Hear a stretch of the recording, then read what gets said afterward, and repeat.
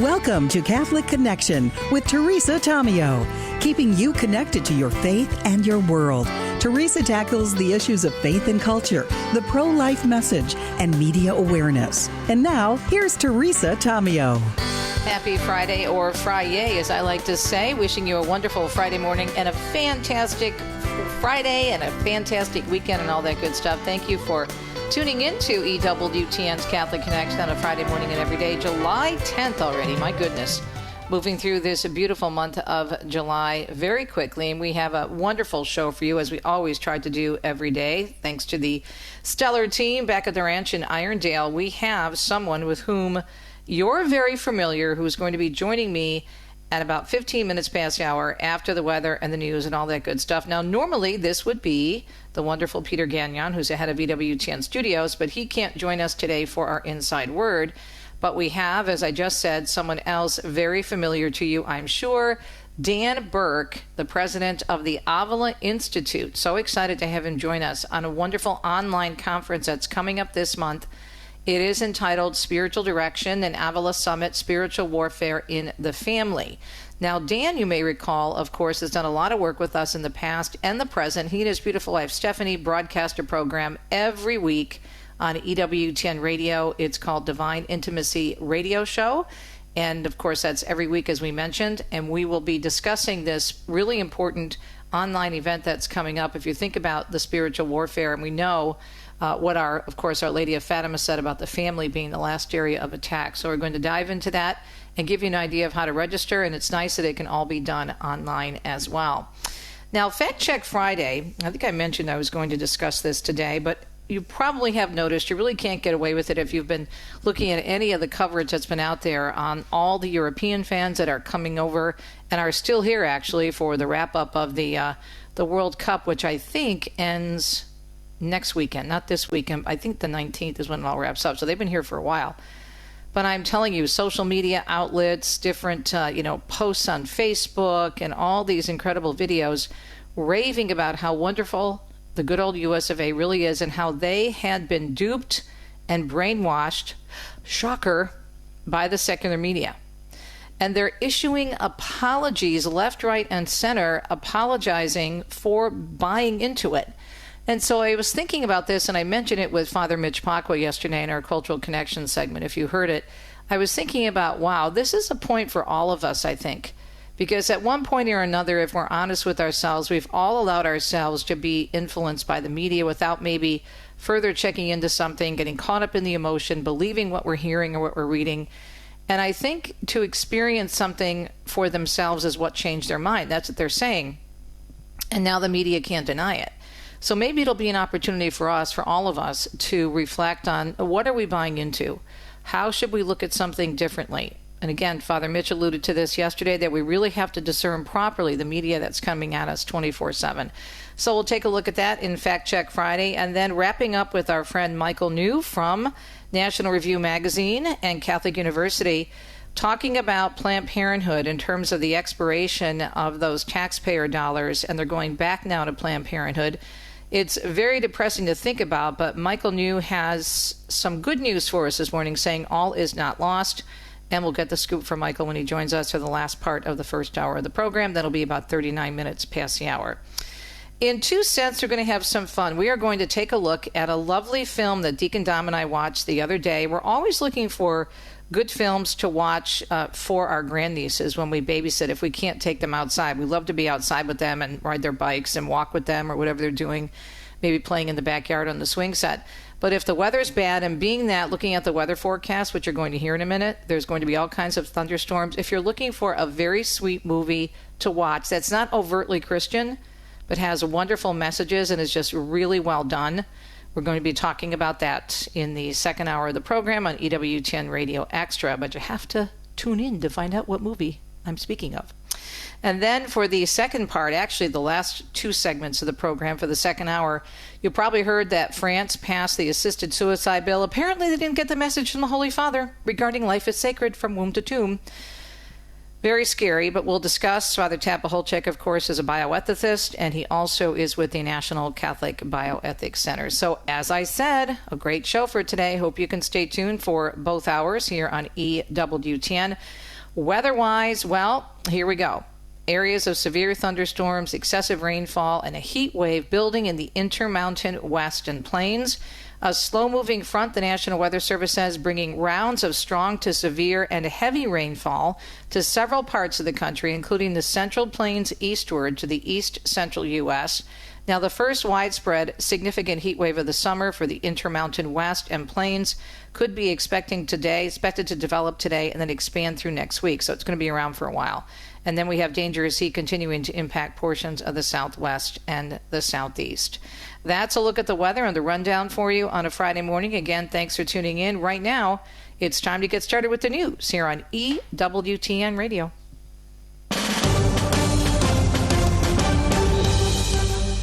Israel says it recently provided U.S. officials with intelligence pointing to a new alleged Iranian plot to assassinate President Trump. The report from the Wall Street Journal, based on sources familiar with the issue, said Israeli officials viewing the threat as credible and warning Washington following already heightened U.S.-Iran tensions during the ongoing war. There are other reports that two sources confirmed the warning, with one saying it was delivered earlier this week. However, other officials told CNN they believe the intelligence might have been intended to shape the president's decision-making as he considers whether to expand U.S. military action against Iran. And Lisa Dwyer reports on indictments in a planned attack on the White House UFC cage fighting show last month. 8 men have been indicted on murder and terrorism conspiracy charges for their alleged roles in a thwarted drone and sniper attack on the UFC cage fighting show staged at the White House in June. The indictment was returned in Ohio and charges all 8 in 2 separate conspiracies. One was to provide material support to terrorists. The second was to commit murder on federal government territory and to murder a federal government official. The indictment says the plot began in May, when the group began amassing money, firearms, ammunition, body armor, explosives, drones, and other items. I'm Lisa Dwyer. And tensions remaining high between the U.S. and Iran. This after the president said he thought the ceasefire was over. The U.S. launching a second round of military strikes against Iran, with Trump saying they were retribution for Iran firing on 3 cargo ships in the Strait of Hormuz. Iran then launching missile attacks against Gulf nations that host U.S. military forces. However, no reports of injuries or significant damage. The president making his comments about the end of the ceasefire this week at the NATO summit in Turkey, then adding he wasn't ruling out talks continuing to finally end the war with Iran.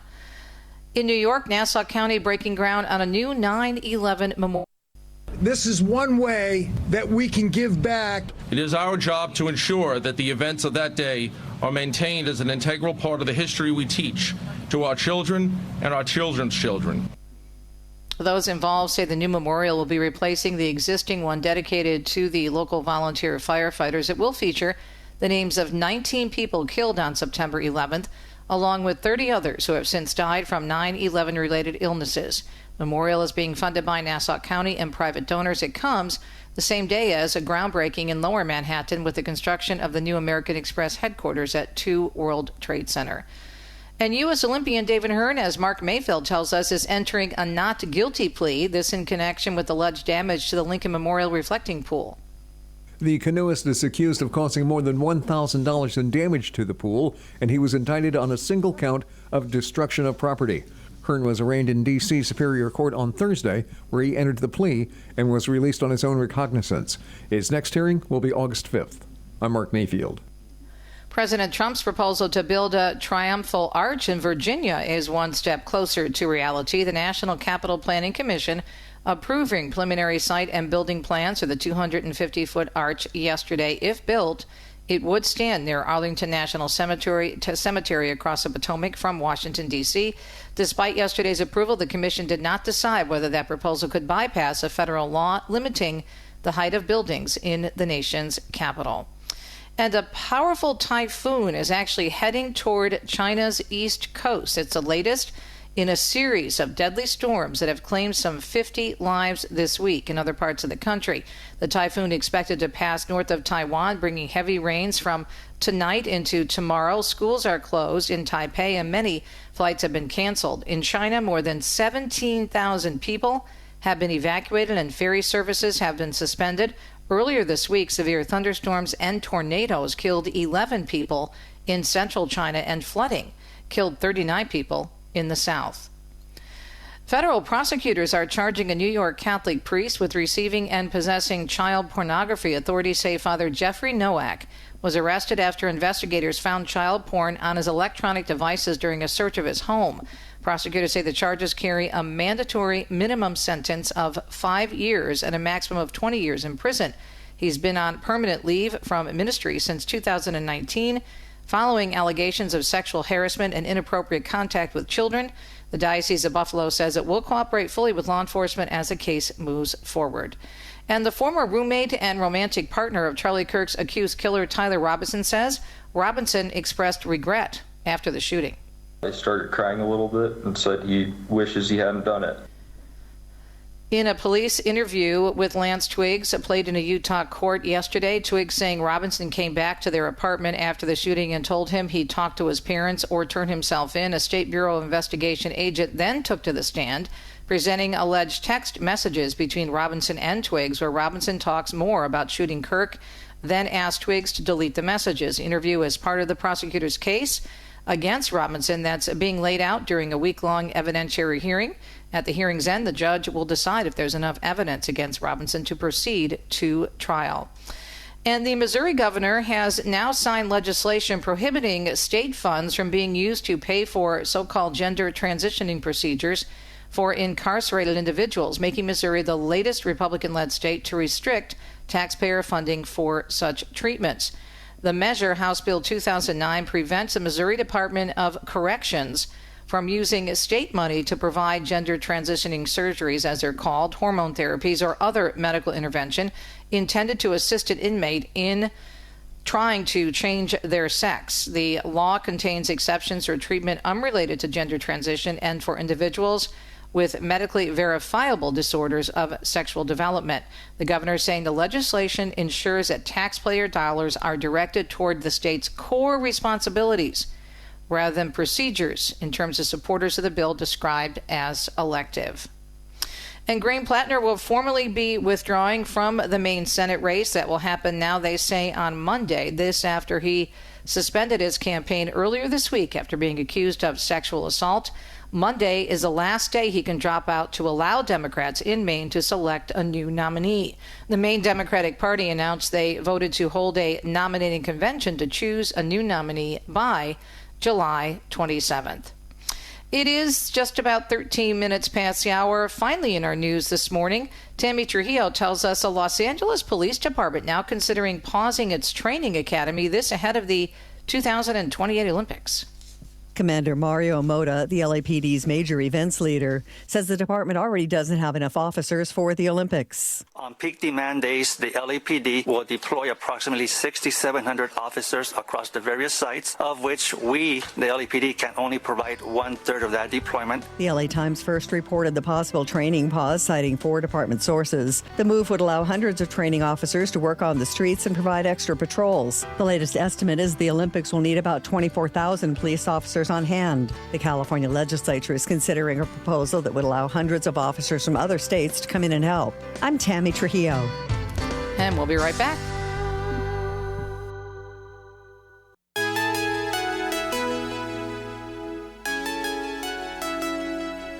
It's a Friday. It's July 10th. Thanks for listening to EWTN, more specifically this program, Catholic Connection.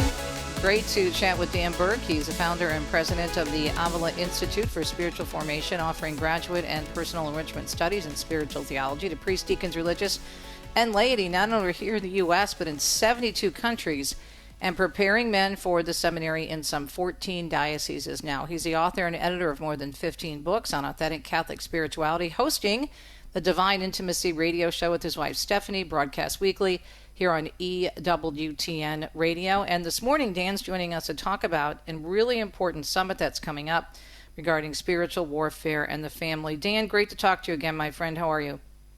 Oh, couldn't be more blessed, and great to be with you. All right, so this is a really, really important topic. Those two things coming together, spiritual warfare and the family. So first of all, give us the housekeeping details. I know this is all online, so tell us how, when, where, how do we register? July 23rd to the 25th, and folks can register at spiritualdirection.com in events, or they can just do spiritualdirection.com/family. And a lot of amazing speakers. I know many of them you know. Father Carlos Martins of the Exorcist Files. Father Pope, Monsignor Charles Pope, I should say. Monsignor Pope was amazing, yeah. Yeah, Stephen Rossetti. So just a lot of really extraordinary experts that will help us understand how the enemy's trying to break up, damage, destroy our families. I was looking at the rundown at the schedule. You do have a separate track about marriage. Tell us about that and why you decided, which I think is great because it's certainly needed. What's the focus? What are some of the different topics? Yeah, since the last time I talked with you, Stephanie and I have forced by a Mother Superior to establish divine intimacy and marriage retreats, and in and through that, we just have discovered how incredibly constant and difficult the battle is to work with families, and the enemy works to divide and destroy families. I'm reminded of Sister Lucia, who wrote in 1983 to Cardinal Caffarra about the JP2 Institute for Marriage and Family, and she said, he asked for her prayers, and she said, "Father, a time will come when the decisive battle between the kingdom of Christ and Satan will be over marriage and the family." And so we've just immersed ourselves more fully into that battle and seen it, and I think understand the fundamental patterns that the enemy uses and strategies we can undertake to overcome them to help our families grow and be healthy. Yeah. Talking with Dan Burke regarding this beautiful event, which is coming up July 23rd through the 25th. It's online, and you can go to spiritualdirection.com. And, of course, this is brought to us by the Avila Institute, Spiritual Warfare and the Family Summit. And as you just said, that great quote, the final battle will be over marriage and the family. And how people can register online, and then are these talks taped in case people don't make the actual weekend and can come back to it? Is there a fee you can pay to watch it later? Yeah, that's one of the benefits of doing a summit like this, is that folks they have the option of watching it live, or they can watch recorded sessions afterward, multiple times, and even do small groups if they want, to help friends and family who weren't able to make it to the summit to get the content. We really want to get it out there and make it accessible to anyone, just because, as you know, it's no surprise the battle's raging. I don't know often how accessible the tools are out there to overcome the challenges we face, but this will be a very powerful approach to making those tools more accessible. So you have a marriage path, you have a youth path, and you have a singles path, which is great, and then you have a bundle that you're offering people can save. But this is awesome that you have 3 different areas that you're covering in terms of different groups. In your ministry, Dan, what are you and Stephanie seeing in terms of some of the biggest challenges families are facing right now? Funny enough, the biggest, let's get to the root. It's really about the spiritual life. When families have a sound spiritual life, most families don't even know what that means, but when they do and they have that, they get through issues way easier, faster, better than those who don't. When families understand things like discernment of spirits, they understand that, we tell husbands and wives that not all the thoughts, not all the words or ideas you hear coming from your spouse are actually coming from your spouse. The enemy is constantly trying to twist and distort, intentions and language and things that then tap into our wounds, and then we react to that sort of thing. So really the most powerful antidote is a deep relationship with the Lord. How to get to that, and then how to apply wisdom of things like Discernment of Spirits from St. Ignatius or Carmelite Insights on Prayer is what we'll be talking about. So there will be some really great steps and some basics that people can apply to their lives if they're not there yet, correct? Yeah, I mean, we're super practical, right? In my opinion, if we're always in the clouds, what are we doing for people? This isn't going to be a theological conference. This is it's more akin to what tools and weapons do you need to battle, better, and how do you, once you stop watching any of these keynotes or a video, if you get the recording, you should walk away with clear action steps on how to deal with whatever it is wherever you're struggling. Could you give us just a few? We have about 3 minutes left. I know we can't go into this, and I really want people to register for this wonderful conference because there'll be much, much more detail and meat by going online and watching this and taking in all this great information. But I would think one thing to do is obviously pray together as a family. I think reading Scripture together is really important. What else? Yeah, but having your own private prayer life of daily mental prayer where there's a reason that several doctors of the church have said if you're not practicing mental prayer, you're not going to make it to heaven. And it's because you're not awake. You're not as aware of your own brokenness, your own wounds. You're not as prepared to deal with them spiritually. So when you have that daily encounter with the Lord, your compass is reset. Your eyes are wide open. You enter into the day. You're ready for the battles rather than just, for years I just up and out of the bed and into the battle and not really awake to what's going on and was defeated. And it's a beautiful thing to be on the other side of that. Mm-hmm.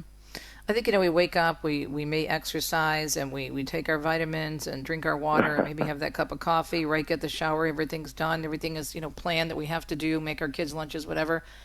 But I find that if I don't do the readings, Dominic and I usually do them together, but then I do morning prayer on my own and evening prayer on my own. I don't feel right. And once I do the readings and my morning prayer, it helps me. I see differently because you're looking at the world through a Catholic lens much more deeply.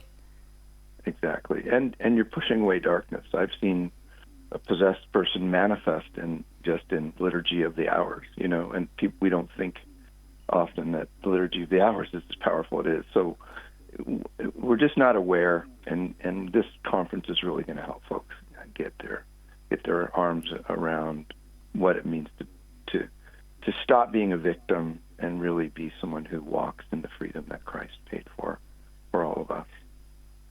And even though the people are so well qualified, such as yourself, and have an extensive background in spiritual warfare, in discernment of spirits, theology, as you said, it's very, very practical, which I think is great. So again, how do they find out about it? spiritualdirection.com/family or spiritualdirection.com. Just hit the events page and you'll see all of our events there. How's registration going so far? Really well. It seems to be a real point of interest. I think there's a lot of suffering out there, so I think folks are excited about getting better equipped to deal with all that. Well, you know what? I think, Dan, that this is a great conference, online event, even for those, maybe they're not having praise God, a crisis in their life right now. But we live in a fallen world, and it's not a matter of, if, it's a matter of when that something else might happen, and we don't want to get thrown for a loop, so we need to stay close to the Lord. So check this out. spiritualdirection.com, coming up July 23rd, 25th. Dan Burke is just one of the amazing speakers that will be available for you with great information on how to protect your family. We'll be right back.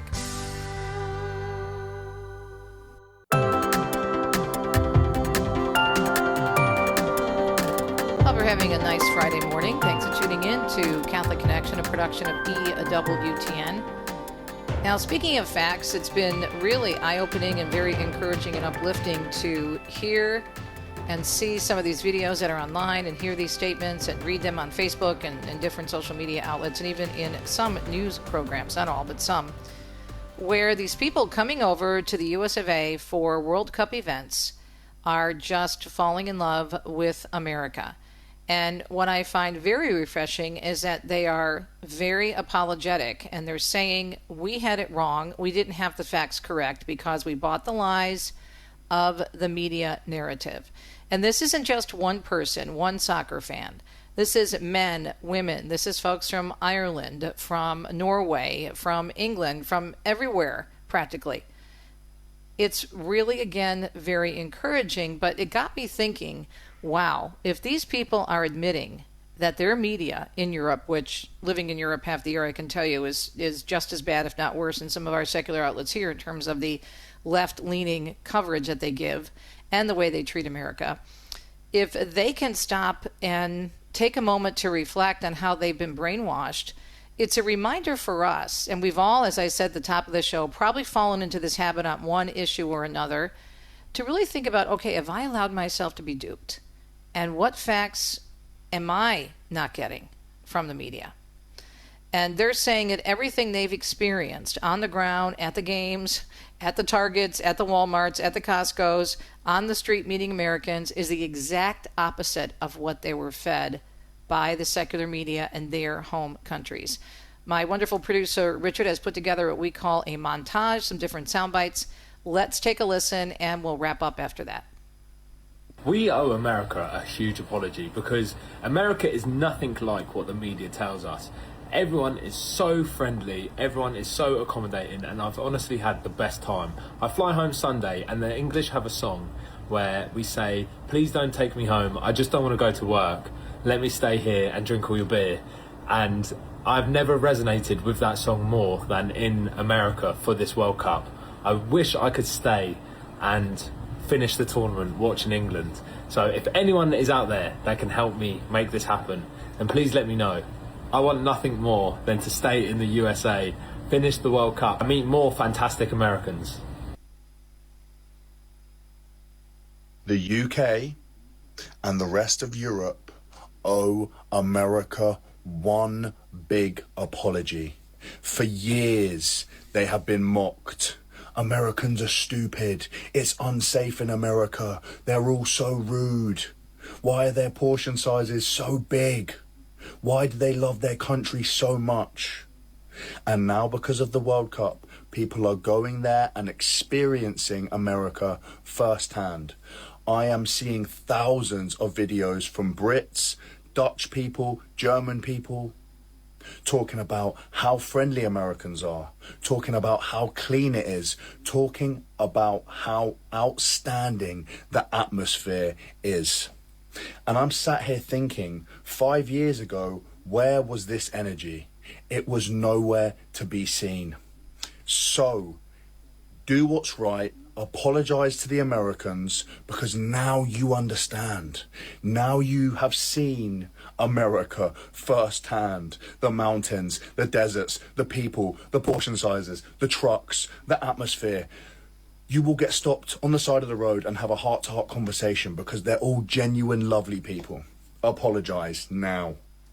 America, you deserve and are owed an apology. And I'm going to say sorry on behalf of all the countries outside America and their media and the narrative they paint about America. Hundreds and thousands of fans for the World Cup are now seeing America through their own eyes, realizing the narrative they've been fed is false. And they're now realizing America is not the place that they thought it was. And I am sorry the media in these countries outside of America paints you the way they do. America is rich in culture, scenery, the people are amazing. And the media in the countries outside of America paint this weird narrative that it's a place that you shouldn't go. But now the tides are changing. There is a shift that is happening. And I'm sorry you've been painted in this light for so long. And I'm so happy America is finally receiving the flowers that it deserves. We've all seen the videos of the Europeans experiencing America for what it truly is, and it's amazing. When I first landed in America all those years ago, I came with an open mind. I saw it through my own eyes,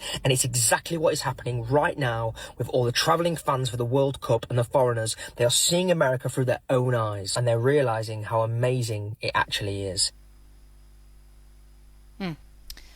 Pretty incredible. So it takes a lot of guts to admit that you were wrong, that your impressions were wrong, what you thought about something was wrong, and over again, these are just 3 different clips that we found and put together for you, as I mentioned, a little montage. Just 3 different men from around the world who are saying we had it wrong, the media have it wrong, and we were sold a bill of goods. And so, as I said earlier, it got me thinking, how often has this happened to you? How often has it happened to me that I bought into something without checking it? And that's why we do Fact Check Friday. So maybe there's a story, a narrative that you've, accepted that is false. How many people, for example, with bigger stories, now the World Cup is a great story and this is wonderful, but let's look at some major issues that really, really affect us in terms of life and death, such as abortion. How many lies have we been fed? Blatant lies about abortion and about pro-choice, right? What does that mean? These reproductive rights, pro-choice phrases that we've all accepted many times. I did for many years before I came back to the church. Or how about more recently, the whole issue with transgender ideology, right? Gender-affirming care. Or so-and-so had her sex assigned at birth or his sex assigned at birth. Those are now phrases that are used, speaking of the media, in news stories. I was sharing some of those with you last week after the Supreme Court decision on upholding the ban against men and women's sports. And so there are so many lies and narratives that have been given to us over the last 50, 60 years. And if we look at these big issues such as marriage, such as family, such as life especially, I think it's really important that we take a deep breath and say, okay, what did I get wrong? Because believe it or not, I still hear from, and I'm doing the air quotes, Catholics or other Christians who say it's okay to be pro-abortion and still go to Mass every week or go to church because they've bought the lie of the narrative given to us by the secular media. And the secular media, because they agree with it, has taken those lies and those statements from people like Planned Parenthood, pro-abortion politicians, all these different groups that are pushing particular agendas. But it is very refreshing to see these people coming here to the United States of America for the World Cup, and they probably have, just over a week left. And the main thing that they're saying, in addition, some of the videos are really cute. They're shocked by the size of the food and free refills. They're all going crazy over free refills of soda. But more importantly, I think there's something happening with people realizing just how badly we are misled and misfed information every single day through the media. It's been happening for years. I saw it when I was still in the secular media some 25 years ago, and unfortunately it hasn't gotten better, it's gotten worse. But at least we do have outlets where we can challenge that narrative. Years ago it would not have been possible. Now my hope is that these same wonderful folks who are honest enough to speak the truth and say we were lied to will go back to their countries and pick up the phone or send an email to those media outlets that spread those lies, because the only way at the end of the day that it's all going to change. We'll be right back.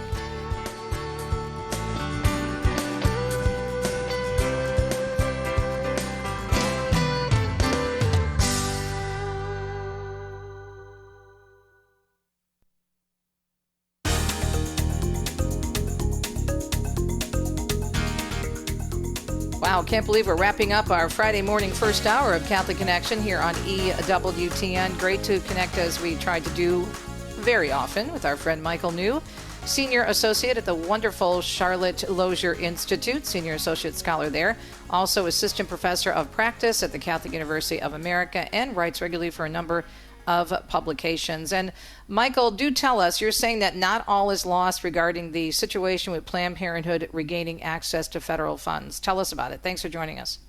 Yeah, thanks for having me. Well, first, the news is this, is that the 2027 fiscal year has started, and Republicans failed to extend the defund for Planned Parenthood. We defunded them in fiscal 26, but not fiscal 27, so they can get access to federal funds through Medicaid and through some other programs. And that's a disappointment and a setback. But there is some good news. We did succeed in defunding them for 1 year. That was an important victory. Planned Parenthood gets about 40% of the revenue from taxpayers. So that 1 year defund did a lot of good. 57 Planned Parenthoods across the country shut down, everywhere from California to Iowa to Florida to other states. So 57 of their facilities shut down. And moving forward, they know they can't really plan on federal funds as a consistent source of revenue. They know that Republicans take control of Congress. There's a chance they'll be defunded, and they can't really rely on the federal government for revenue. So, again, it's disappointing that they are getting taxpayer funds, but the one-year defund did do some good. Imagine what it would do if it were more long-term, though, right? If you've got 57 Planned Parenthood operations that shut down, imagine what we could do in the long term. Right. I mean, as I said before, every year they get close to 40% of their revenue from taxpayers. I have a saying that, big abortion, needs big government. I teach in a business school, if you sell a product that's substandard, that nobody wants, how can you survive? Taxpayer subsidies.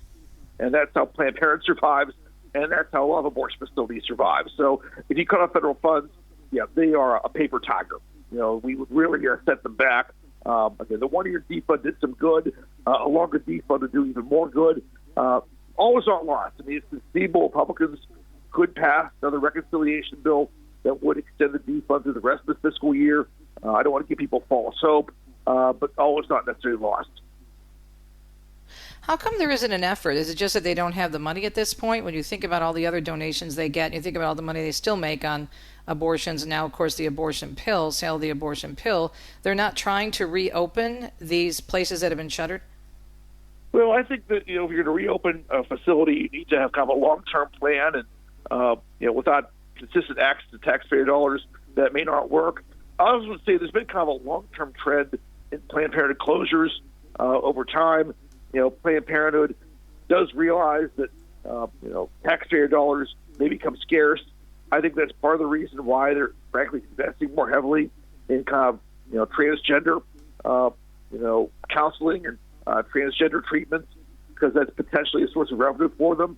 That's, of course, evil, and I think that, that's doing a lot of harm to teenagers and young adults. But they are aware that, abortion money may be hard to come by. So that's why they're looking at getting into some other things as well. Yeah, some of the other leaders in the pro-life movement are expressing real concerns. Not that you're not expressing concerns, but let me just give you a couple of quotes from, for example, Susan B. Anthony, Pro-Life America. As we celebrated the 250th anniversary of our nation, this is a quote that was posted in our article on this on the Register. Founded on the right to life, funding resumed to the big abortion business that profit from stripping that right away from a record number of Americans and increasing our top cause of death each year, year after year. And this is from Kelsey Pritchard. It's a default expectation of the pro-life movement for Congress to renew the defunding of Planned Parenthood and abortion businesses, and the politically smart thing for Republicans who must energize the base to win in November. She noted that her organization is investing $160 million in 2026 and 2028 for Republican pro-life candidates. What do you think, with her comments regarding the upcoming midterms, Michael, what do you think it looks like for us with this issue and with pro-lifers? I think that, pro-lifers would do well to get out and vote. That said, the current administration has done some good things, but has disappointed us in certain ways. They've not put the limits on telehealth abortions that we wanted them to. The Republicans in Congress did not succeed in defunding Planned Parenthood. I mean, midterm elections tend to be somewhat low turnout. You need to really mobilize and energize your base. And, some good things, have happened. I will appreciate the fact that President Trump did pardon some pro-lifers who got wrapped up in civil disobedience and were unjustly prosecuted under the FACE Act. And there's been a variety of pro-life policies the administration has followed through on. But again, midterm elections are relatively low turnout. You need to mobilize, energize your base. This is a great issue for pro-lifers, and it's disappointing to see it kind of slip through their fingers. Talking with Michael New, Senior Associate at the Charlotte Lozier Institute, Senior Associate Scholar, at the Charlotte Lozier Institute, and Assistant Professor of Practice at the Catholic University of America.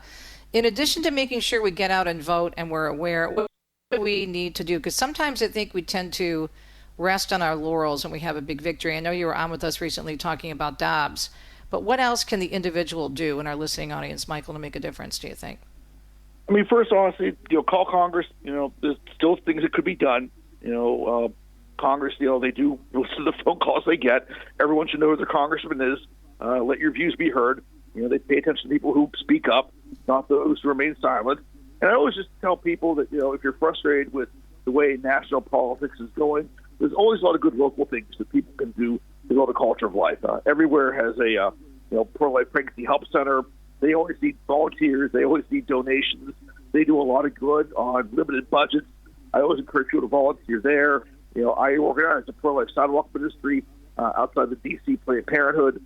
Sidewalk counseling is a great way to build a culture of life. So there's helping women in need or prayer. There's always things you can do to build a culture of life. I mean, national politics is important, and we should give it proper diligence, but there's always local things that can be done, and I think it's important that your listeners remember that. Yeah, absolutely. It is pretty amazing, though, when you step back, and I know, as you said, this is a mixed bag in terms of the getting them the money back and whatnot, and what we're looking at, but if you look at the overall picture and zoom out, as I like to say with TV terminology, of what the pro-life movement has been able to accomplish, despite the fact that we have this Planned Parenthood giant, and so much pressure from the culture, from Hollywood, from the news media, from politicians, constantly pushing back and pushing, and yet we have done so much. And when we think about the fact that we have more pregnancy resource centers than we do abortion facilities, that alone, Michael, is amazing. Yeah, absolutely. There's over 27 pro-life pregnancy help centers in the country.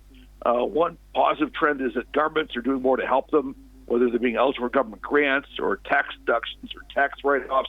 In a post-Dobbs world, a lot of states have stepped up and invested money into programs for alternatives to abortion. So there's about 2,700, pregnancy help centers, only about 600 or 700 standalone abortion facilities. So we really do outnumber them. And, these pregnancy centers are spread throughout the country, do good work on limited budgets, don't get really much attention from the mainstream media. So, again, they're always, I think, a very good investment for people. And I think a good reminder that we can make a difference and that we are making a difference despite the challenges we face. Okay, so I was chatting with you during the break, Michael, about my previous segment, Fact Check Friday, that I do every week about the media, and I shared with our listeners, as we say, a montage of clips from World Cup fans coming all over from around the world, many of them from Europe, of course, and praising America and saying that they've been lied to by the media, that the narrative they were fed about America for so many years was completely opposite of reality. And they come right out, every single clip that we played, a sincere apology. I apologize. We apologize. All of us should be apologizing because we bought the lie. What do you think have been some of the biggest lies the secular media have sold us when it comes to abortion? I think one of the biggest lies is that abortion regret, doesn't exist. I think that many women who obtain abortions regret it and sometimes suffer for the rest of their lives. I think that those stories are totally ignored by the mainstream media, and there's help and healing available. I mean, if any of your listeners out there are post-abortive, I'd encourage them to reach out to Rachel's Vineyard or reach out to Sisters for Life. They do free retreats that can really bring people hope and healing. But I think that's a voice that the media has done everything they can to quiet. There's physical health risks as well with abortion that we've documented. The media chooses to ignore. Those women don't get much attention either. So just again, the door behind choice, is not a friendly one. That there are negative outcomes psychologically. There are negative outcomes in terms of physical health. The media just ignores this. What about the language? I mean, the narrative. You heard those people from Europe and elsewhere talking about the narrative they were fed regarding our country and how mean the people are, how the people are ignorant, and how the streets are unsafe, and on and on and on. And yet with abortion, there's a similar language in terms of we're the bad guys, the people who are pro-life are bad, they're all good, and ignoring, as you said, the stories of the women and the dangers. But the narrative in general, the words, the phrasing that they use has also been a big lie. Yeah, absolutely. I mean, another example, pregnancy centers get almost no attention from mainstream media outlets. And, and a lot of people I know just personally, the pro-life movement make great sacrifices, financially to help women in need. They open up bedrooms for pregnant women. They do quite a lot. It's not just, picketing a clinic. We're there for the women every step of the way. So those stories just don't get heard. So, a lot of people in the pro-life movement do a lot financially in terms of time, money, effort to help women in need. And again, these stories are basically ignored by the mainstream media.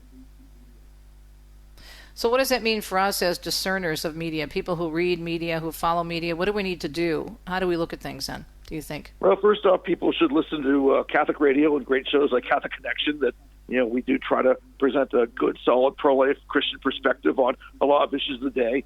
I do encourage people who are interested to try to penetrate the mainstream media. I mean, sometimes we do break through once in a while, and we do get a fair shake. It's not nearly as often as it should happen, but, I do encourage people who are Christian, people who are Catholic, to sometimes compete for jobs at mainstream media outlets, that we could be a powerful witness there if we do get through. And if that's not the case, there's still other outlets. Thankfully, with the internet and with talk radio, mainstream media does not have quite the monopoly on information it used to, and we should be savvy about using, social media, Catholic radio, other outlets to go ahead and kind of build the kingdom and build a culture of life.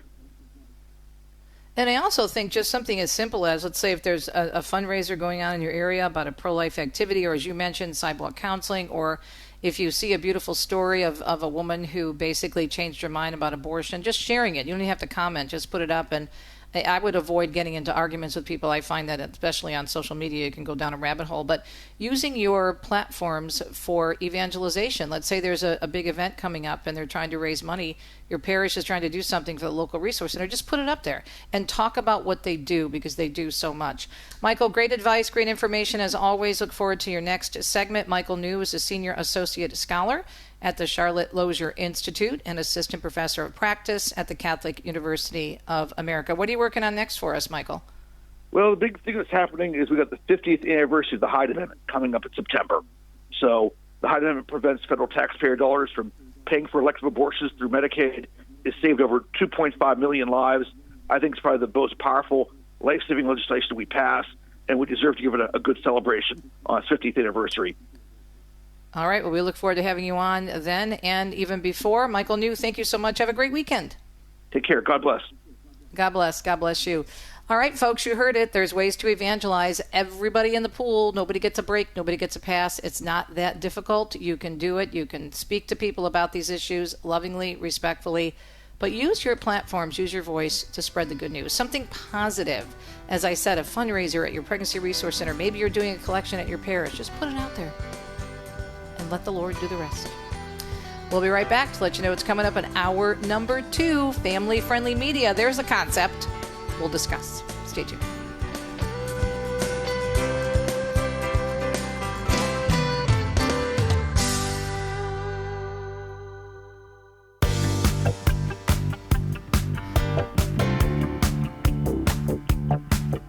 Thank you for your listenership. We appreciate each and every one of you.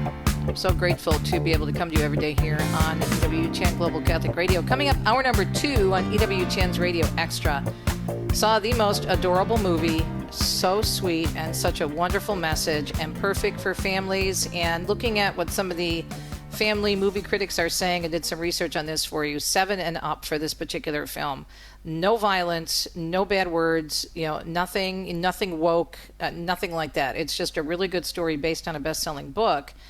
And it was just absolutely adorable. Deacon Dom and I are always looking for fun and nice movies to watch with our grandnieces. We babysit for them when we're home. And if we're not playing outside with them, which we always like to get them away from the media most of all, if they are going to be using the media, we like to be with them and kind of partake. And what was cool about this one website I found is they actually had discussion questions for you and your kids and your grandkids to talk about with the themes in this particular film. So we'll be talking about that in hour number 2 for T's 2 cents. And then the one, the only, Father Tad Pacholczyk is going to take a look at this, a big story out of France and euthanasia. And the timing of it, I mean, seriously, the Holy Father put out his prayer intentions for this month all about life. And then you have France doing this. So, and France, supposedly a Catholic country. Lord help us. We keep praying, and we ask St. Therese, St. Bernadette, St. Joan of Arc, St. Jean Vianney, all the great saints of France to pray for us as well. We'll be right back. Stay tuned.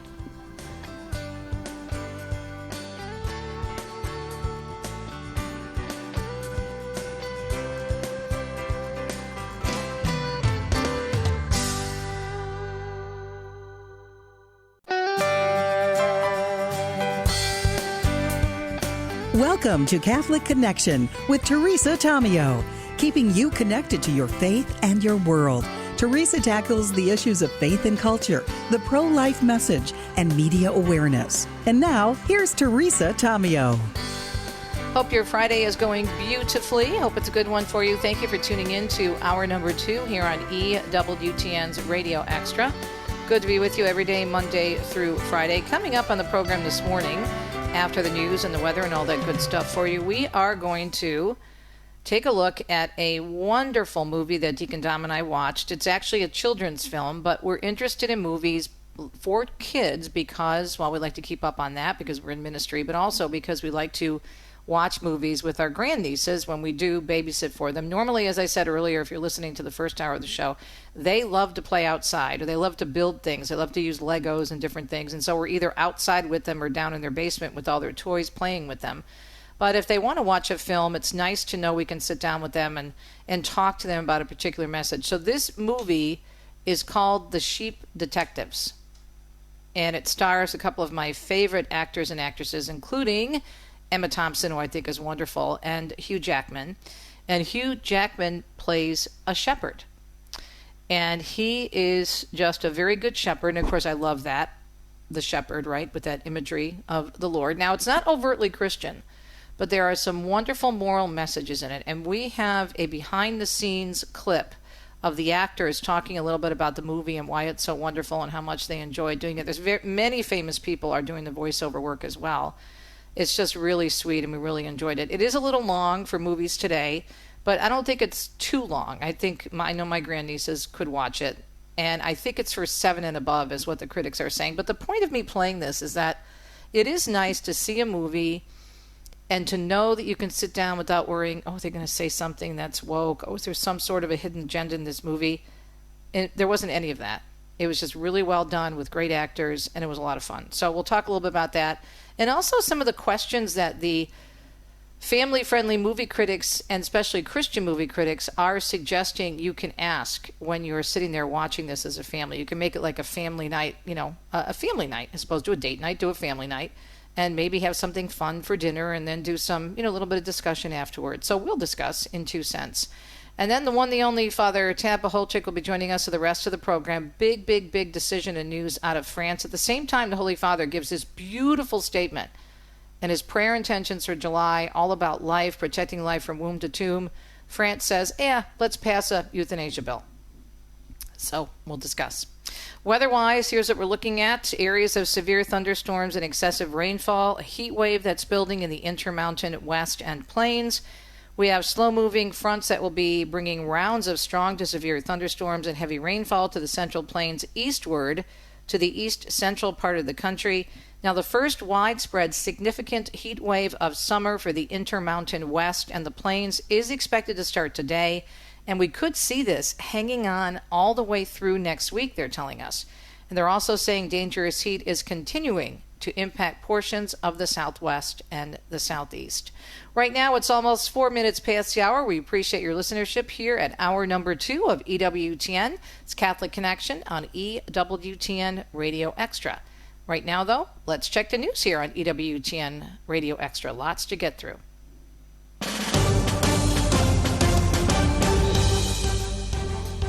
Israel says it recently provided U.S. officials with intelligence that pointed to a new alleged Iranian plot to assassinate President Donald Trump.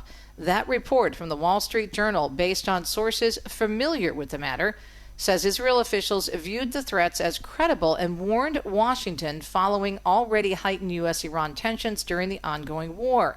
Other reports are saying that 2 sources confirmed the warning, with one saying it was delivered earlier this week. Other U.S. officials saying they believe the intelligence might have been intended to shape the president's decision-making as he considers whether to expand U.S. military action against Iran. Tensions remain high between the U.S. and Iran after President Trump said he thought the ceasefire was over. The U.S. launching a second round of military strikes against Iran last night, with Trump saying there was retribution for Iran firing on 3 cargo ships in the Strait of Hormuz. Iran then launching missile attacks against Gulf nations that host U.S. military forces. But there are no reports of injuries or significant damage. The president making his comments about the end of the ceasefire this week at the NATO summit in Turkey, adding he was not ruling out talks continuing to end the war with Iran. And Nassau County breaking ground on a new 9/11 memorial in New York. Former first responders, families of victims, and local officials on hand for the ceremony at Eisenhower Park yesterday. This is one way that we can give back. It is our job to ensure that the events of that day are maintained as an integral part of the history we teach to our children and our children's children. It will feature the names of 19 people killed on September 11th, along with 30 others who have since died from 9/11 related illnesses. The memorial is being funded by Nassau County, New York, and private donors. It comes the same day as a groundbreaking in Lower Manhattan with the construction of the new American Express headquarters at 2 World Trade Center that happened yesterday. Mark Mayfield tells us U.S. Olympian David Hearn entering a not guilty plea, this in connection with alleged damage to the Lincoln Memorial reflecting pool. The canoeist is accused of causing more than $1,000 in damage to the pool, and he was indicted on a single count of destruction of property. Hearn was arraigned in D.C. Superior Court on Thursday, where he entered the plea and was released on his own recognizance. His next hearing will be August 5th. I'm Mark Mayfield. The president's proposal to build a triumphant arch in Virginia is one step closer to reality. The National Capital Planning Commission approving preliminary site and building plans for the 250-foot arch. They did that yesterday. If built, it would stand near Arlington National Cemetery across from the Potomac from Washington, D.C. Now, despite yesterday's approval, the commission did not decide yet on whether that proposal could bypass a federal law limiting the height of buildings in the nation's capital. And a powerful typhoon heading toward China's east coast. This is the latest in a series of deadly storms, claiming 50 lives this week in other parts of that country. The typhoon expected to pass north of Taiwan, bringing heavy rains from tonight into tomorrow. Schools are closed in Taipei, and many flights have been canceled. In China, more than 17,000 people have been evacuated, and ferry service has been suspended. Earlier this week, severe thunderstorms and tornadoes killing 11 people in central China and flooding 39 people in the south. Federal prosecutors are charging a New York Catholic priest with receiving and possessing child pornography. Authorities say Father Jeffrey Nowak arrested after investigators found child porn on his electric devices during a search of his home. Prosecutors say the charges carry a mandatory minimum sentence of 5 years and a maximum of 20 years behind bars. Nowak has been on permanent leave from ministry since 2019, this following allegations of sexual harassment and inappropriate contact with children. The Diocese of Buffalo says it will cooperate fully with law enforcement as a case moves forward. And the former roommate and romantic partner of Charlie Kirk's accused killer, Tyler Robinson, says Robinson expressed regret after the shooting. He started crying a little bit and said he wishes he hadn't done it. In a video police interview with Lance Twiggs played in Utah court yesterday, Twiggs saying Robinson came back to their apartment after the shooting and told him he'd talk to his parents or turn himself in.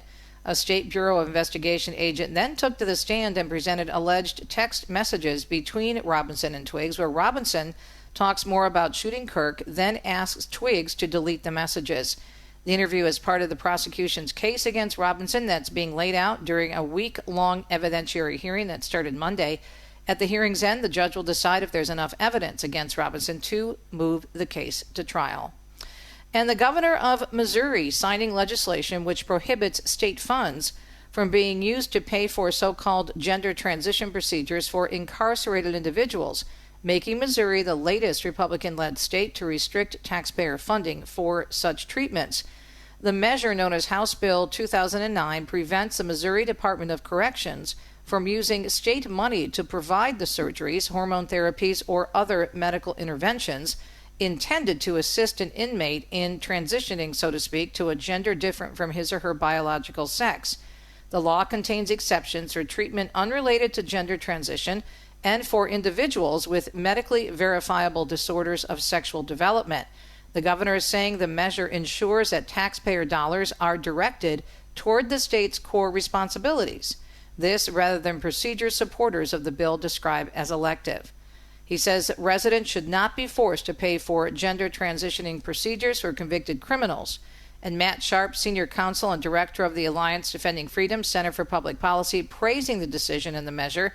He said states have no obligation to use taxpayer dollars to fund gender procedures for inmates. Republican lawyers said the state should focus on correctional spending on public safety, rehabilitation, and essential health care rather than such procedures.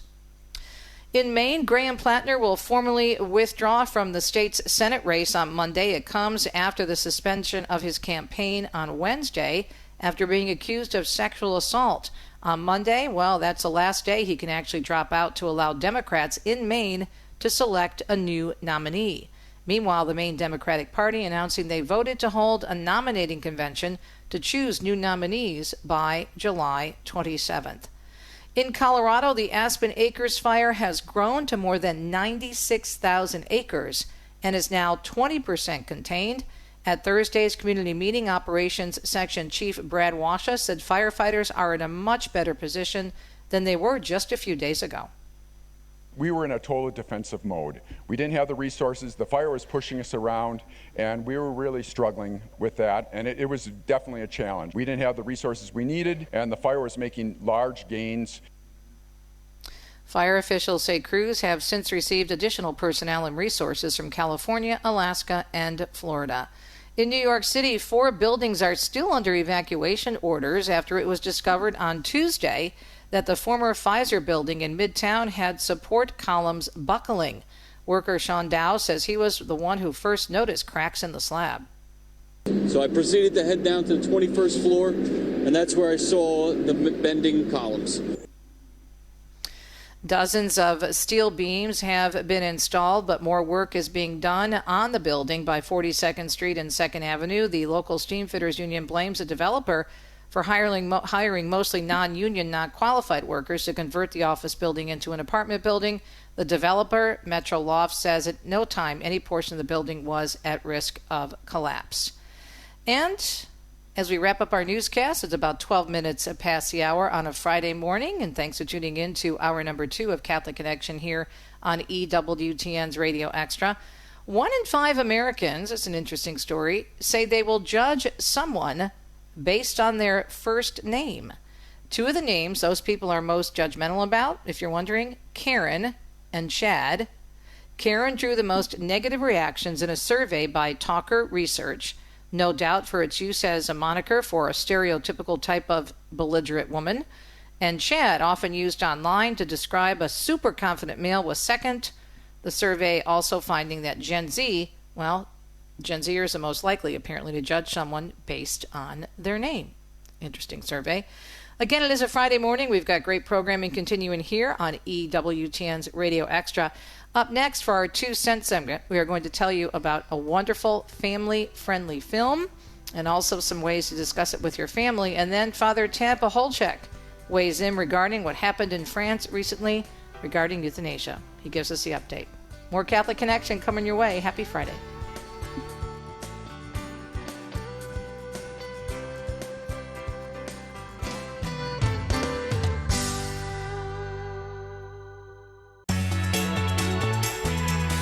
$15 minutes past the hour. Great to be with you on a Friday morning. T's 2 cents.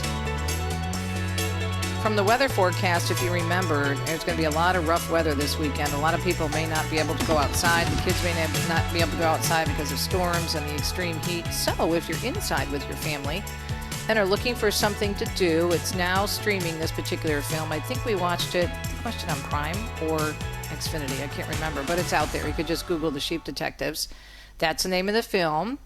The Sheep Detectives, and it came out late last year. It's based on Leonie Swan's novel, 3 Bags Full. And so what's the main idea of the movie? Well, it is an engaging mystery comedy, and again, based on that book, follows a clever flock of sheep, and the animation is just amazing, to trying to solve the murder of their beloved shepherd. George, the shepherd, is played by Hugh Jackman.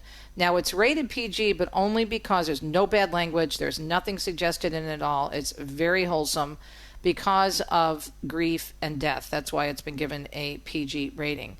But what's really cool about this is if you look at some of the critiques going around, especially on some of the family-friendly sites that look at films for young people, for families, for kids, they say it's a great idea to discuss a number of different themes. So I found this wonderful clip with some behind-the-scenes interviews with the actors, a little bit about the movie and how they feel about being a part of this film. Apparently, it didn't do too well at the box office last year. It made about $128 million. They were hoping to bring in what they hope would have been their goal of $200 million, but hopefully they'll be able to make up some of that money now that it's out there, and you could either purchase it. We watched it for free because we had a subscription on one of the sites, but it's just really enjoyable. It has a wonderful message, and the actors are just terrific. So let's listen to a behind-the-scenes look at this wonderful film, The Sheep Detectives. That's great. Everybody ready? Ready, George? You say when? Yeah. I've done a lot of movies where I've acted opposite tennis balls. I've acted opposite, certainly looked at a lot of green crosses on a stick or a C-stand in lots of sort of special effects movies, but we didn't have that. In fact, there was a puppet made of the sheep. A lot of the time I was acting actually opposite a puppet that looked incredibly alive and real, and honestly, to my eye, it was literally like a sheep is talking to me now. It was extraordinary. So this was, what Eric Filner and Lindsay did for us was make it very, very friendly for actors. And I think it's really important because the relationship between particularly my character and these sheep has to be felt and has to feel real. I was really curious how this is conveyed. I like the idea of being able to be a family story and being able to do all of this without being obvious. I mean, the trick to entertainment is to get your message across without sounding like a message. It's about a shepherd. Hugh Jackman plays George Hardy, this shepherd, and he loves to read murder mystery novels to his sheep. And George turns up poisoned, dead in the pasture, his pasture. And the sheep find him, and they help the sort of bumbly, struggling, I don't want to call him dumb, but like unequipped police officer. They help him solve the case. It's such a beautiful story, and so simple and universal and rural, all of which I enjoyed. And Craig has such a wonderful turn of phrase and a wonderful pathos in all of his writing. As you've seen in very different genres, he still has that beautiful feeling of the unfinished character. These characters have to go and find an answer, and in Chernobyl it's this unfinished person, and all of these people who are looking for the last bit of themselves. Such a gorgeous writer that way. Lindsay Duran, the producer, came to me and said, "Hey, I have a book. I don't know if you've heard of it. It's called 3 Bags Full, and it's a murder mystery." And I went, "Ooh." And she said, "where sheep have to solve the murder of their shepherd." And I said, "I'm in. I'll do it." We're big fans of murder mysteries, especially a fair play murder mystery where you can solve it if you pay enough attention. And this is a well-crafted, really nicely executed murder mystery. I like movies where the character's ambition exceeds their ability. It's true, and these sheep, they don't know how to do lots of stuff, and it's quite charming. Bertie knew all about that law that said a person cannot be prosecuted twice for the same crime. I love the comedy in this movie. It is family-orientated, it's light-hearted, and it's silly, my favourite type of comedy. And I think we need that in the world today. To play a sheep, and of this nature, a sheep that finds his confidence, a sheep that is different to the other sheep. It just gives me joy. Go sheep, go wool eyes. Really a cute film, and a lot of different messages, and some of the movie's messages that talk about repentance, forgiveness, and another big one was the need to reach out to the ostracized. There's 2 sheep in the film that are ostracized because of the time they were born. They explain it in the movie. I don't want to give too much away, but the subject matter, as I mentioned, forgiveness, repentance, respect, justice, all of that, could be seen through the eyes of faith. Now, there's one scene in there that some of us as adults might have a problem with, but I think there's a redemptive quality to even this scene. You find out in the movie that the church had put George's small children up for adoption when his wife died because he had fallen into debt, and because of strict church rules in England, it refused to help him reconnect with the children. But even within the story, there's a short scene where the pastor of the church is asked about this in terms of who might have reason to go after George when they're looking at this murder of George the shepherd. And he says, I was actually a bad pastor. So there is a redemptive quality even in that one scene about the church. But again, overall, I found nothing offensive about this film at all, and I think it does allow for a lot of really good discussion. And we love having these conversations with our grandnieces because the twins especially, the baby is only 5 and the twins are going to be 10 in a few weeks. I can't even believe it. But they are very much into their faith. They love their catechism classes, and they're always trying to understand things themselves through the lenses of Scripture and the Catholic faith. They love going to church. They're really into it. And they love especially talking to Deacon Dami, Uncle Deacon Dami. All right, so there are a few really nice questions and things that you can ask. This is from a couple of the family websites looking at this movie. If you think about money, because we find out during the film that one of the motives might be money because George had a big will. It's a whole side story. I don't want to give too much away again. But family dynamics and forgiveness, the core conflict, the central mystery revolving around betrayal within George's own family, driven by greed and inheritance. Ultimately, the movie encourages repairing broken family relationships and giving people a second chance. And then there's a discussion question that they give you, for example, why do you think money and greed can sometimes cause people to act selfishly? And how do the sheep who treat George with genuine love show us what a real family looks like compared to his greedy relatives? And then another big issue is exploring grief and loss. The impact of loss, of course. How do the sheep support each other after George's passing? And how can we help people in our own lives when they are going through a tough time? And then understanding motives and evidence. And this is a really cool point for you to discuss with your kids or your grandkids. Critical thinking. The sheep, guided by the very pragmatic sheep, Lily, she's the leader of the group. My niece is going to go crazy. Her name is Liliana. Have to learn how human beings think. And so they piece together clues. They uncover some tips. And they search for evidence. And so the discussion questions here, what does it mean to have a motive for doing something? How do the sheep use teamwork to look past rumors and figure out the real truth? So again, there are just great opportunities here for family discussion, and it's a delightful film, and I think it's just really, really cute and really well done. So if you're looking for something to do this weekend, if the weather strikes out and it's rainy and hot and steamy, and you want to watch something that could be really a good motive for discussion, check it out. The Sheep's Detectives, starring Hugh Jackman. We'll be right back.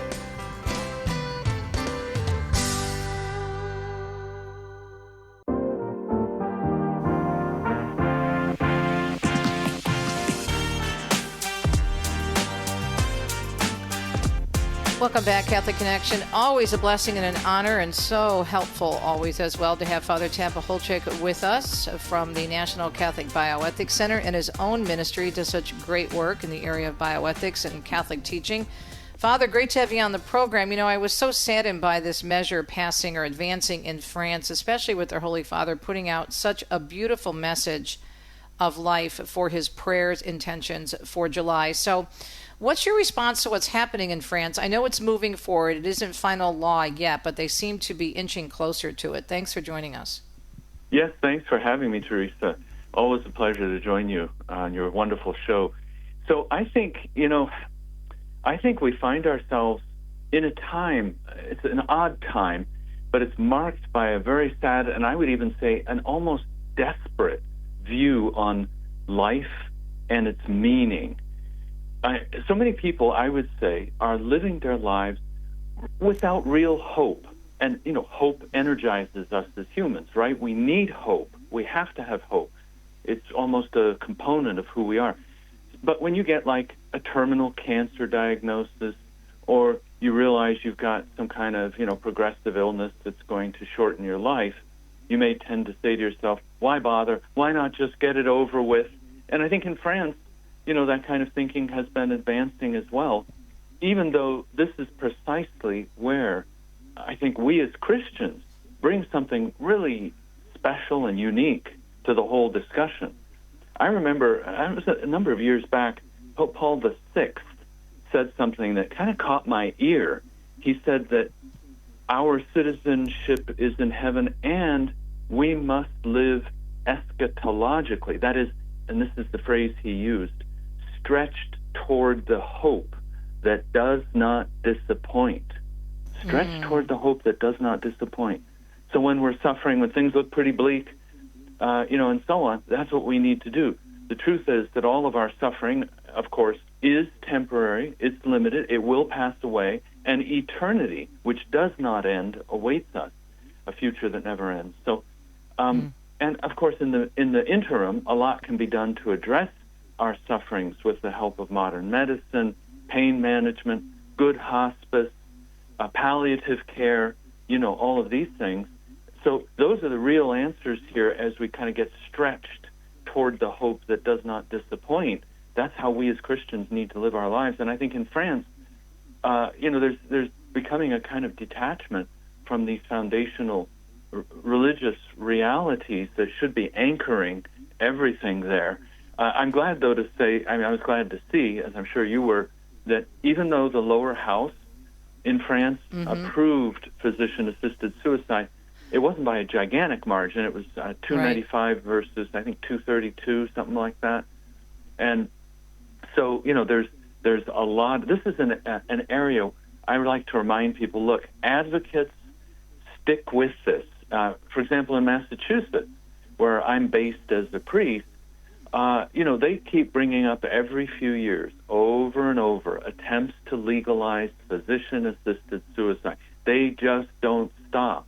And it's like, I think what happens is some people just get weary and say, oh, let's just pass it and, get this over with because they've been trying. And we need to instead have the kind of fortitude and perseverance here that says, no, we're going to continue to push back against this very grave evil that is masquerading as some kind of a good. And in France, I think that's the challenge today, is to kind of light the fire there again. And the final vote hasn't happened, and I'm definitely praying that when it does, this will again be rejected by their Senate and ultimately by their lower house as well. I'll read the story, the updated story, Father, so people know in general a little bit more detail. France advances assisted dying law with strict rules and safeguards. France's National Assembly has approved a new version of a bill creating a legal right to assisted dying, bringing the country closer to a major change in what they're calling end-of-life care. That's a complete lie. But anyway, legislation set end-of-life care. Okay, how is killing somebody end-of-life care? But okay, I digress. The legislation sets out who could qualify, how requests will be made, and the safeguards designed to prevent abuse of the law. We've heard this before. Okay. Moving right along, while supporters say the bill, approved on Tuesday after a lengthy legislative process, would give seriously ill patients a final choice, opponents warn it remains too permissive. Expected to receive final adoption on July 15th, the bill would create a right to assisted dying, allowing eligible people who requested to use a lethal substance with medical support. Now, what's so scary to me, coming from the state of Michigan and all the abuses with what's happened with, remember, Dr., I never even called him a doctor because he had lost his medical license, but Jack Kevorkian.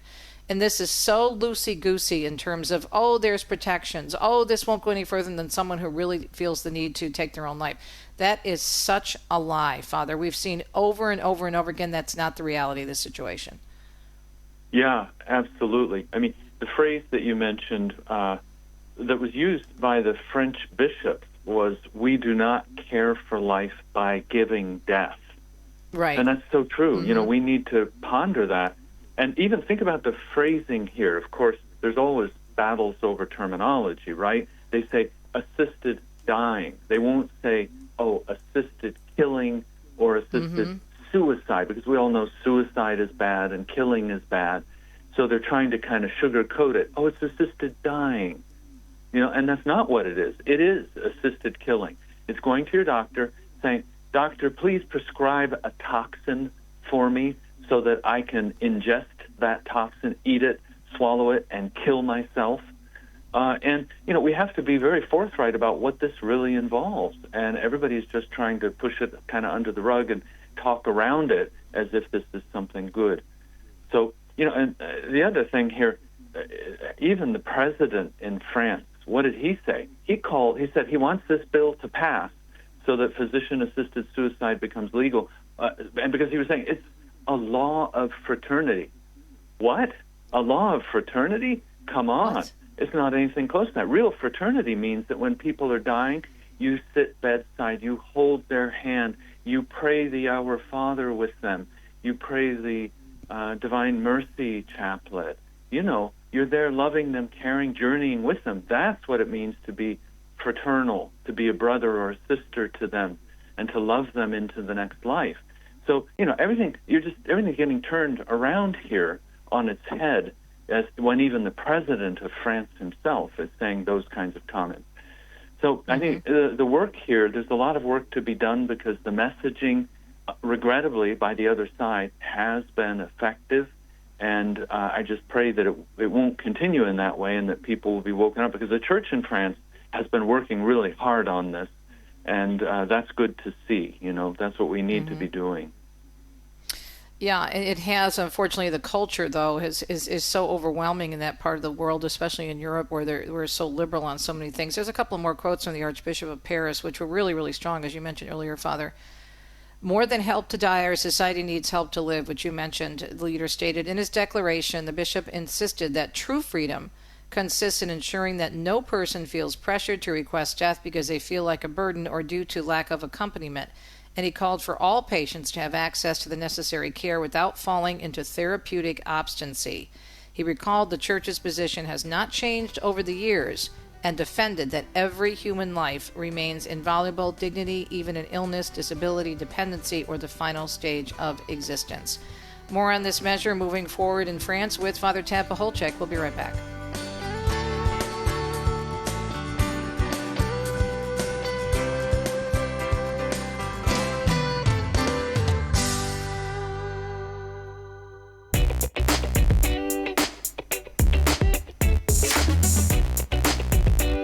Father Tad Pacholczyk currently serves as a senior ethicist at the National Catholic Bioethics Center. As he mentioned, he's a priest of the Diocese of Fall River, Massachusetts, and has given hundreds of presentations and has partaked in so many different debates and roundtables on contemporary medical ethics and bioethics throughout the United States and Canada, and around the world, actually, in Europe. He has a very beautiful and detailed resume.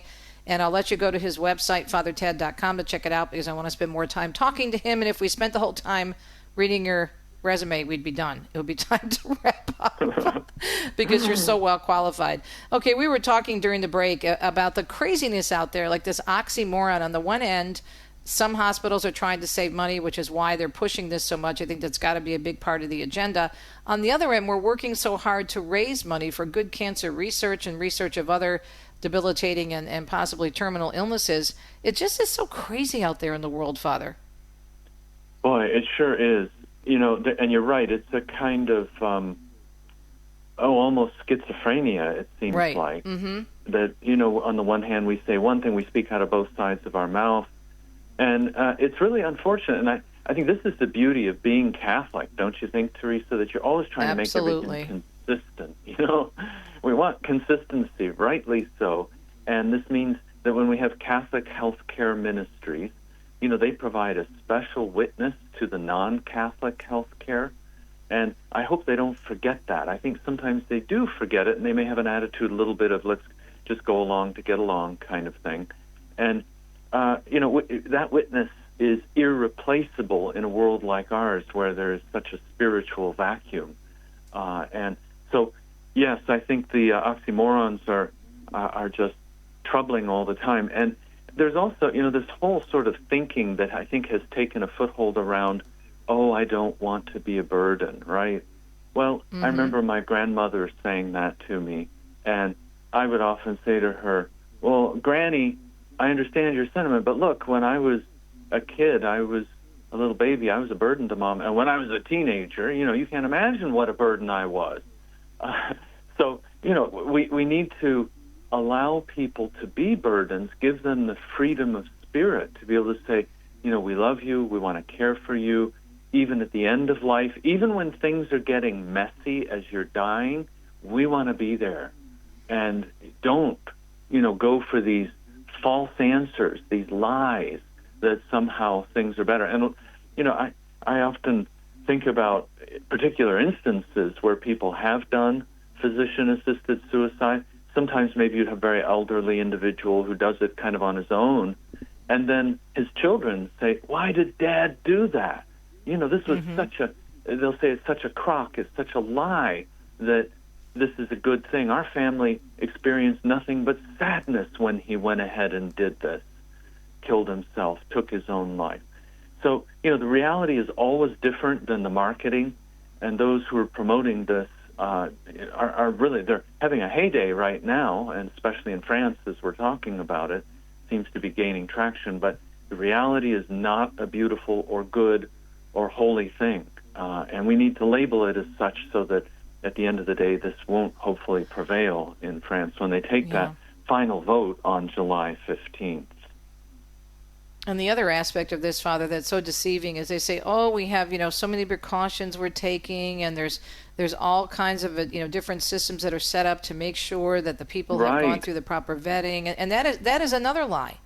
Another lie. What do they talk about all the time? They talk about safeguards. Safeguards. We got safeguards in place. And look at Oregon, look at the Netherlands, look at any place where this has happened. What ends up happening? Subsequent new laws come into effect that relax all those safeguards. They say, normally, you have to make a request at least a month before you want to do this, and then, why a month? Let's just say you can do it in 2 weeks. Why do you have to wait 2 weeks before you kill yourself? If we can get the doctor to fill your toxin prescription, let's just have it be a week. Let's just have it be a day. It just gets shorter and shorter. And then, hey, why don't we even have the doctor do the killing so that you don't have to ingest it yourself? Just bring him in. And so you're right. This is all a farce. These safeguards don't mean a thing. And a lot of even Catholics, I think, are fooled by this into thinking, the law's not really that bad because they've written in all kinds of limitations. But they haven't. They really, those. I mean, they've written them in, sure, at the beginning. Also all sorts of what I call proceduralia, lots of procedures, so it all sounds good. But it's only to just, get the nose of the camel under the tent, as they say, and then it's very quick before the whole structure comes tumbling down. What do you think, and I'll ask you this not only from a medical expert perspective, a cultural perspective, but a priestly perspective, a spiritual perspective, what do you think is really at the heart of this whole movement? I'm not just talking about assisted suicide or euthanasia, but abortion, all these different things that are trying to play God. To me, it goes back to day one and the sin of pride. I mean, obviously there's greed because of money, but this is, I want to play God. I want to make the decision. That's my opinion. Sure. What do you think? I think that's true. And when we talk about in the Garden of Eden, the tree of life, that we had to sort of be very, very careful and circumspect around that tree because there's a sacredness here that just runs so deep. And you're right, it's pride, and it's also sometimes power, a lust for power. If I have control over life, the life of others, my life, it looks like, and a lot of people say, it's my life anyway. I should be able to do whatever I want with it. And I say to them, wait a minute, it's not your life. Did you give yourself life? Of course you did not. All of us discover ourselves here with this kind of mysterious reality that we have received our lives as something we don't even fully understand as a gift. And we have very clear responsibilities and duties toward the gift. It's not just whatever we want goes. So you're right. I think there's a kind of willfulness here that sometimes takes over. And, you said, well, what about as a priest? What do I think about all of this? I mean, the other thing I often point out to people is, and it's just, if you're serious about human existence being something that stretches into eternity, all right, then think about this. You're saying to yourself, I'm suffering terribly. If I just take a pill, end it all now, everything's going to be just wonderful. And it's like I said, right. Now, how do you know that? How do you know? Has somebody come back from the dead who committed suicide and said to you, everything's going to be wonderful? No, of course not. And instead, we have our Lord Jesus Christ who teaches us what's on the other side. And if we are going about either killing other people as doctors or killing ourselves, we're in danger here of, an eternal consequence that could accrue. So it's not that this is an easy out, a quick escape valve, everything's going to be rosy. you have no reason to actually believe that. It's another one of these lies that the devil perpetuates. And I think we have to be on our toes. We got to be thinking carefully, thinking sharply, so we reject that kind of false answer that is masquerading all around us. Is some of it, Father, because those people who don't believe in God see everything as okay? Everything is earthly. Everything is here. There's nothing beyond this life. So would that make it, and I want to say easier, but they try to justify it that way? Because if you think you just end up in the ground, what difference does it make if you die today or tomorrow? Right. That's true. But, a lot of those people, I think it's important to push back and just say, yeah, but if when you die, it's nothing but a solid brick wall and just nothing but blackness and there's nothing afterwards, that actually means you can do whatever you want here. Steal and rape and pillage and everything goes. There's no reason at all to, care about any of your neighbors. And we all know that's false. Or to care about your mom and your dad, or to care about your sisters and brothers, or anybody. It's just, this is nothing but me, me, me. And it's like, that's the worst kind of person. You meet people like that, and you immediately see that there's a kind of bankruptcy there, that is just tragic and emptiness. And so the question of eternity is super important to get it right, because, boy, if you get it wrong, you are going down a very dark rabbit hole in totally the wrong direction.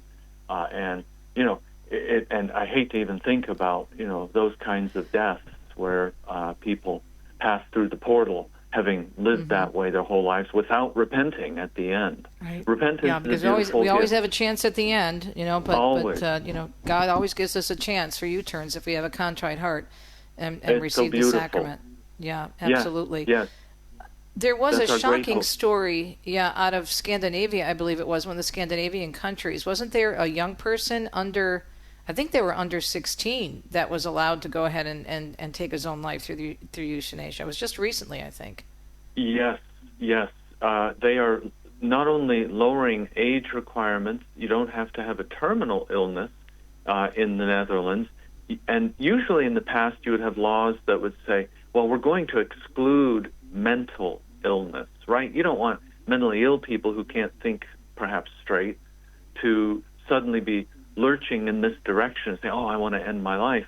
So you protect them. You pass laws that protect them. Well, those laws are starting to fall in the places that have routine physician-assisted suicide and euthanasia, like Canada, like the Netherlands, and so on.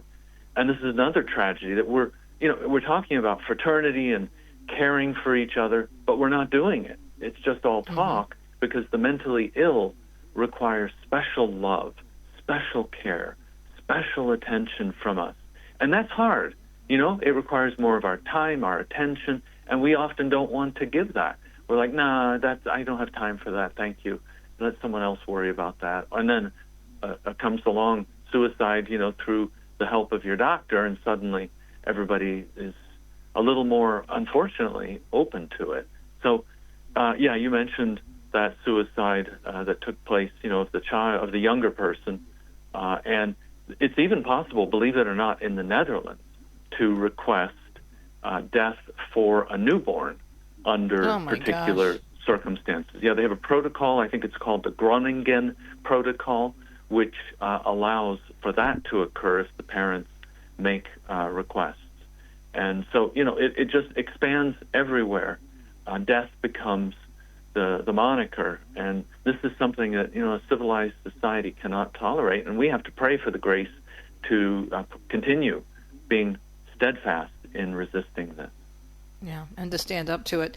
Father, are you going to be speaking anywhere in the United States soon? I'm sure you're very busy. Your calendar's probably all filled up.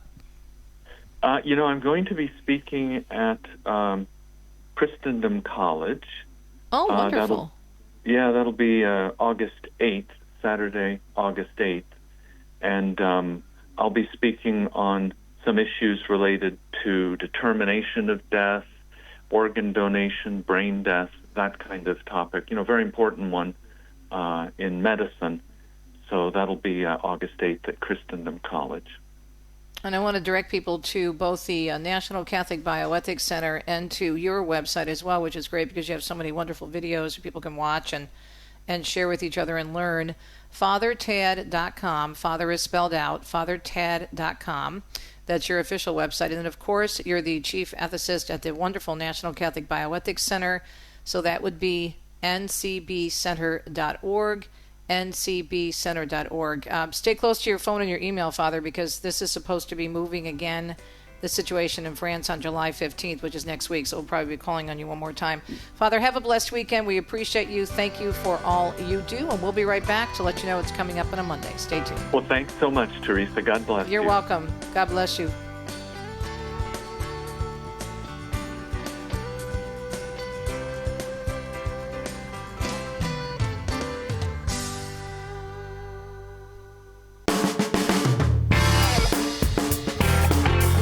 Following the story that we've been discussing with Father Pacholczyk this morning. As we mentioned when I read the story to you, July 15th, which is just a few days away, is when they're supposed to vote again on this measure in France. So let's pray very hard. And as I said at the top of the hour, if you were with me 2 hours ago, I can't believe 2 hours went by already, to ask for the intercession of so many great French saints. Saint Therese of Lisieux, Saint Bernadette, right, of Lourdes. Oh my goodness, St. John Vianney, the Cure of Ars, St. Joan of Arc, and on and on and on. St. Mary Alacoque for the Sacred Heart. I mean, my goodness, so many wonderful saints on whom we can call on their intercession to pray for the situation in France right now. It's very frightening. And I would also, just as a type of prayer, it would be great to, when you're praying about this, maybe to look up the Holy Father's message for July, his prayer intentions for July, because they're all about life and protecting life from womb to tomb, from conception until natural death. So just something to keep in mind. Coming up on a Monday, looking forward to the show as always, and we will have, of course, Gail Buckley. She is with us every Monday with our scripture verse of the week. And we're also going to have Matt Swain with our Journey Home highlights in that great program. We're going to have John Edwards, the founder of Pew Ministries and the host of Just a Guy in the Pew podcast. So that'll be a lot of fun. That's one of the podcasts we're airing. And then we're also going to be talking about how to be a faithful father and dad with one of our guests who's going to be in studio on Monday morning because he'll be appearing on some of our EWTN programs. Have a great weekend and a blessed weekend, and God willing, talk to you on a Monday. Ciao, ciao.